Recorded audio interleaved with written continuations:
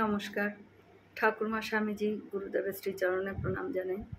সঞ্জীব চট্টোপাধ্যায়ের লেখা থেকে কিছুটা অংশ পড়ে শোনাচ্ছি। কামারপুকুরে লাহাবাবুদের পান্থনিবাসে সাধুরা একটানা কয়েকদিন থাকত। গদাধরের বয়স তখন 7 কি 8। একদল সাধু এসে বেশ কয়েকদিন আছেন। গদাধর নানাভাবে তাদের সেবার জন্য আনছেন কাঠ, কখনো খাবার জল। গদাধর কোনোদিন বিভূতিভূষিত হয়ে, কোনোদিন তিলক ধারণ করে, কোনোদিন নিজের পরিধেয় কাপড় ছিঁড়ে সাধুদের মতন কৌপিন আর বহির্বাস ধারণ করে বাড়ি ফিরছেন। মাকে আনন্দ করে বলছেন, দেখো মা, সাধুরা আমাকে কেমন সাজিয়ে দিয়েছে।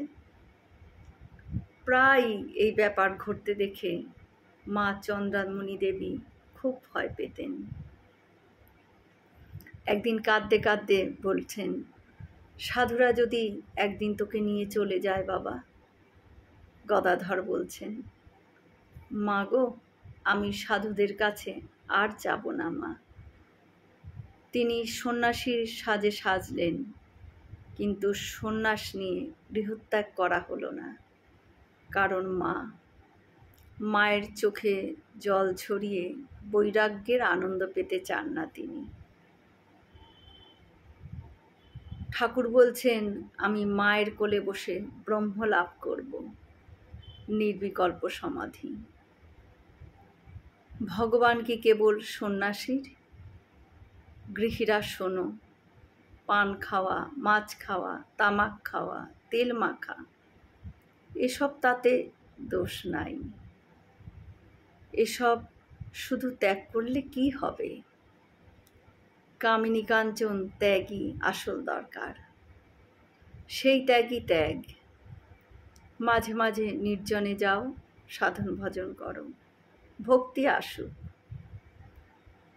সন্ন্যাসীরা বাহিরের ত্যাগ, মনে ত্যাগ দুই করবে।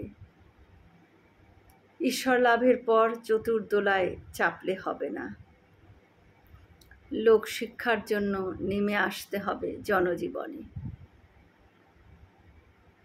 গৃহীদের আসক্তি নাশের অস্ত্র। ঈশ্বরই একমাত্র নিত্য বস্তু, সংসার অনিত্য।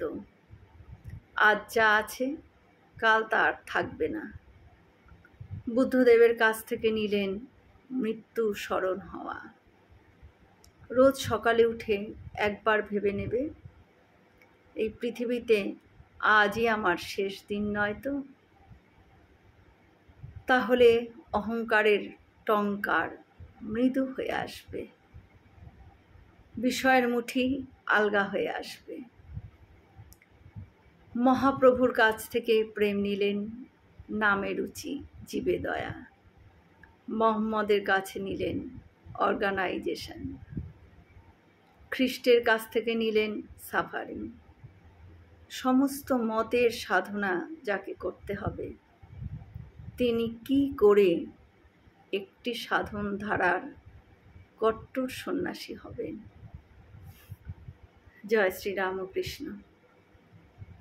আমরা সকলে মিলে একসাথে বলি, জয় মহামাই কি জয়, জয় ভগবান শ্রী শ্রী রামকৃষ্ণ দেব কি জয়, জয় স্বামীজি মহারাজজি কি জয়।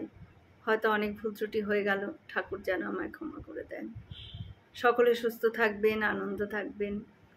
ঠাকুর মায়ের কৃপা দৃষ্টি সকলের ওপর বর্ষিত হোক। শুভরাত্রি।